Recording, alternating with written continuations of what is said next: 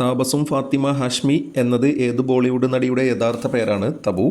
ചൈനയിലെ അവസാനത്തെ ചക്രവർത്തിയായ പു യിയുടെ ജീവിതത്തെക്കുറിച്ച് ബെർണാഡോ ബർട്ടലൂച്ചി 1987 സംവിധാനം ചെയ്ത സിനിമ ഏത്? The last emperor. 52ാമത് സംസ്ഥാന ചലച്ചിത്ര പുരസ്കാരത്തിൽ മികച്ച ചലച്ചിത്രം.